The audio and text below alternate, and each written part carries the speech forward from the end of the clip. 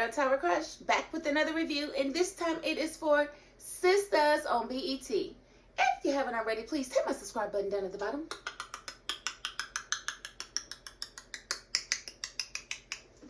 Thank you so very much, and I want to get right into this review because I don't know where we're going, guys. I don't know where this thing is going. But I'm here to cover it, okay? That's all I can do. All I can do is cover. All I can do. Listen, I don't. They refuse to put me on the writing team. How can I be in control of the writing if they won't put me on the writing team? Now, listen. We opened the episode.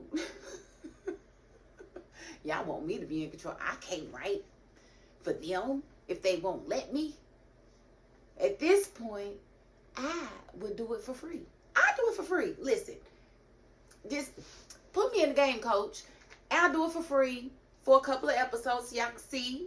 She got skills. She knows these characters. She knows what they would be doing. And she can write for them. I don't know who these people are that you put on these characters that don't know these characters.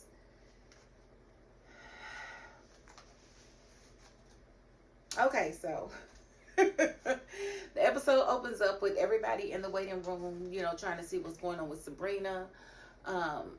Everybody's nervous, upset, they're reminiscing, and they're pissing me off, and I'm gonna tell you why. Because everybody is talking in the past tense when it comes to Sabrina. Don't keep saying she was loved, she was my friend, she was. No, she is present tense. She's still here. And she still got brain activity. What are y'all doing? Yes, we know they're probably gonna let her die. But right now, it's present tense. Don't kill her before she's gone. She's not gone yet. And every single one of y'all was talking about her in the past tense. Like y'all know she gon' die. I don't like that. I don't like it. I don't like it. I was throwing stuff on my TV because they kept doing it. She was my friend. Shut up. She's still your friend. Dum-dum. So that kind of made me mad. The second thing that made me mad was Tony acting like a prick. Like, why would you be acting like that right at a time like now? You drove her down here. Okay, you didn't want her to drive. Okay, you could have drove her and just left her there. She could have got a ride share or caught a ride with somebody else. You didn't have to stay if you was going to act like that. Like, that was just, to me, out of line. And she should have bowed him in his head, in his forehead, and told him to leave. That's what she should have done. But she's steadily trying to apologize to this fool. Why? He's not a catch like that. He's unemployed. He doesn't even have a job. I'm just saying. Mister, let me borrow your $10,000 and it ain't no big deal. Why would you be upset? Because I gave it back to you. Why would you take my money? Sir. I don't get it. I don't get it. I don't get it. But they did say that Sabrina has a broken arm, a broken femur, which is her leg. She's got internal bleeding of her organs. She's suffering from blunt force trauma, which is causing some brain swelling. She's got a whole lot going on. And they said if she makes it through the night, she's going to need intensive physical therapy going forward. So we don't know, but they did say that Danny was listed as her next of kin because I guess she doesn't have any family. And, you know, it's just incredibly unfortunate.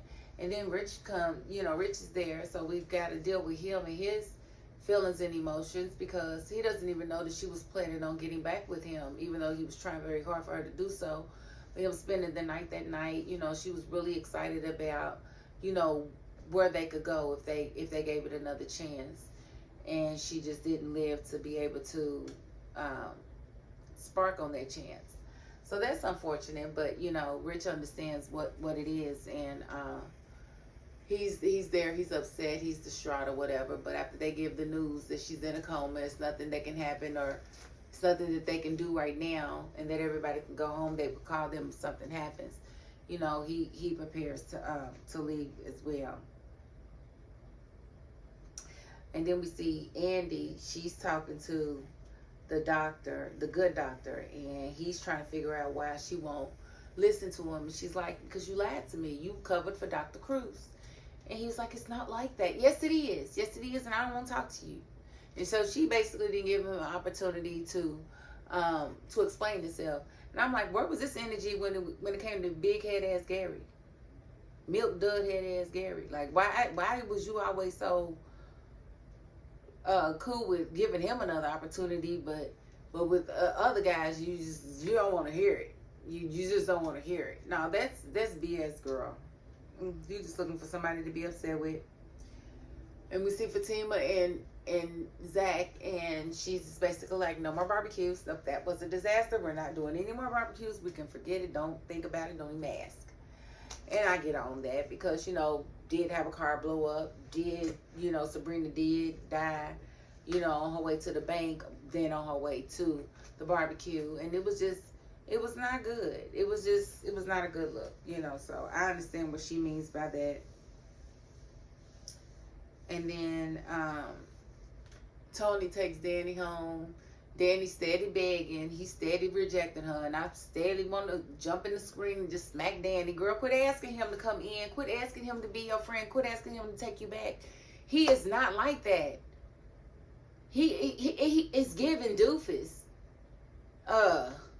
Danny, he's not a catch like that. Who told you that you couldn't do any better than him? Because I'm going to need you to leave him alone.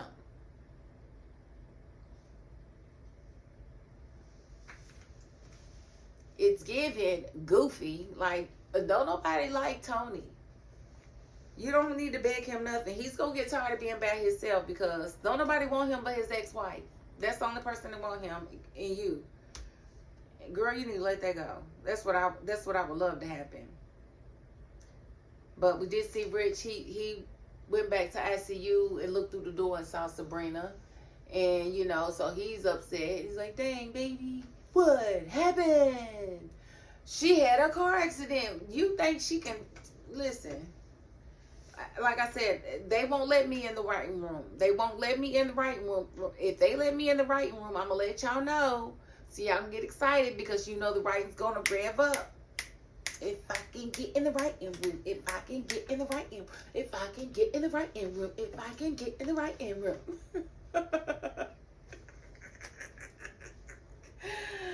Yeah, so if anybody knows Tyler, tell him that I want to submit a writing sample or something, whatever it takes to get in the writing room, because this is getting ridiculous. And I have a feeling that, honestly, if the show goes on like this, it's not going to last another season or two. And I feel like Zatima will take us probably a good 15 seasons. But this show right here is about to come to an end. It's going to come to an end soon because it's crashing and burning. They're doing anything. They've given Andy a sister that she never had. Like, bro. She never even mentions a sister. Like, and of course they did a good job of describing the fact that she pretty much act like she didn't have one after she left for college. But that don't excuse the fact that we didn't even know if Andy's parents was alive. Like, it's a lot. Now she got a whole mama and a sister in her house, even though the mama's about to leave. She's trying to leave the sister there with her. She never got along with the sister. And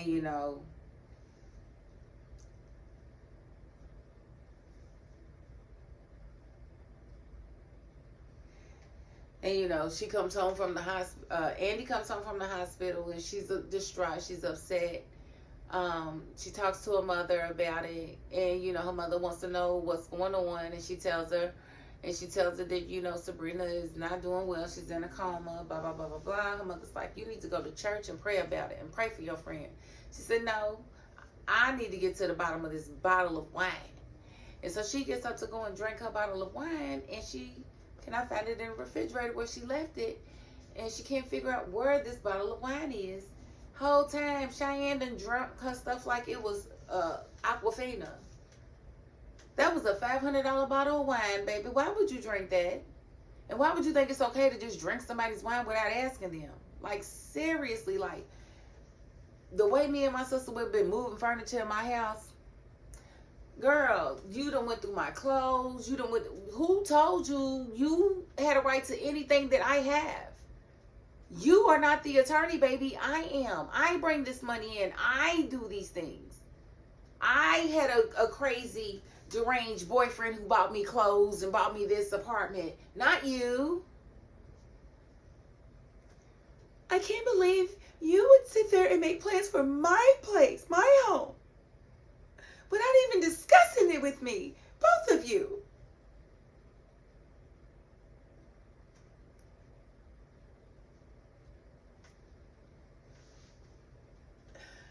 This is my home, my sanctuary.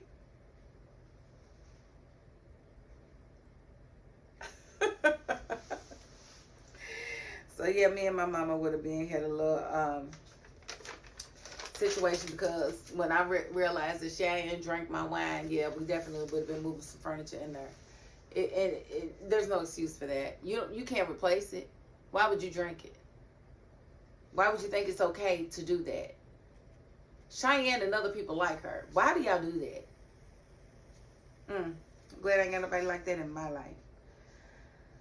And then we see Rich is at his juice bar, and he's, in deep thought. He's thinking about Sabrina, and then Tony comes in, and he pretty much tells Tony he needs to fix it with Danny while he still has the chance. He act like Danny's about to fall off the face of the earth or something, because Sabrina had that accident, so now he's feeling like everybody needs to be intentional, and, if you love somebody, work it out and stay together, while you can, because he didn't get the opportunity to get back with Sabrina, even though she was going to do that, at some point.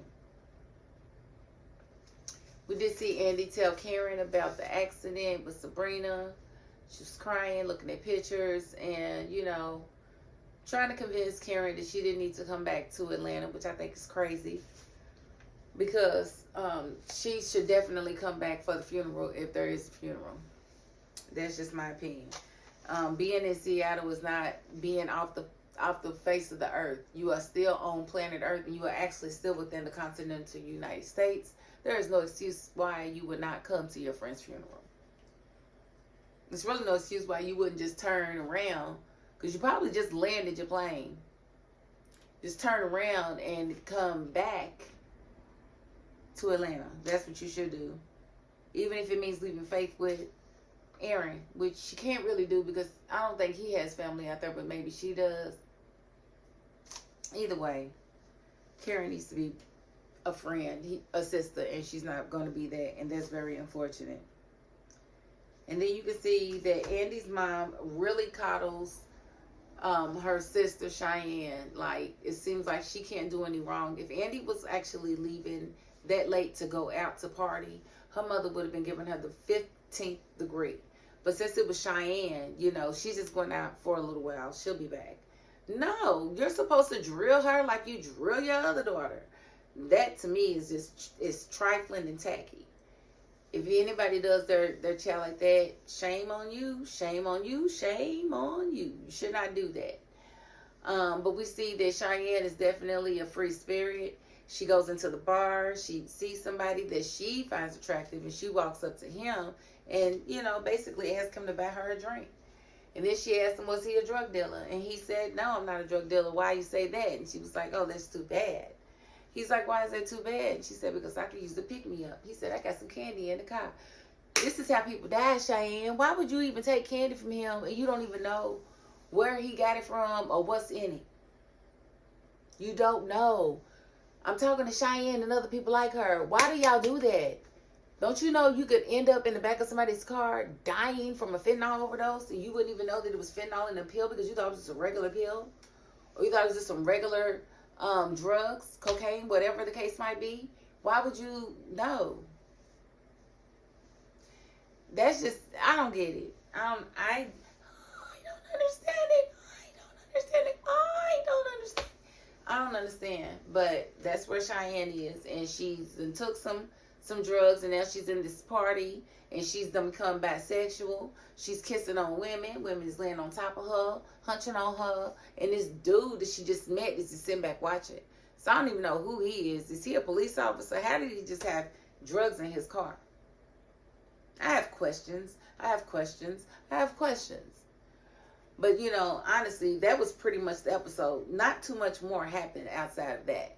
We did see Maurice and his guy, you know, being lovey-dovey with each other. His guy, you know, giving him some chamomile tea and, you know, going to make him some bath water that's going to, you know, help him relax or whatever. Because he's had a rough day, you know, with his best friend, you know, being in a critical condition in a coma. It's a lot. And so, who wouldn't feel for that, you know? But I am going to end the review right there because, again, not too much more happened. And I don't want to make it seem like it was a lot juicier than it was, because it really wasn't, in my opinion. We could have done without a lot of that. But, whatever. But if you haven't already, please hit my subscribe button down at the bottom.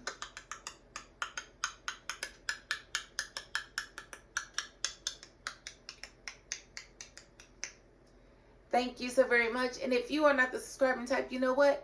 You got to the end of this video, and that's more than I can ask of anybody. So thank you. And that is my $5.02. Peace.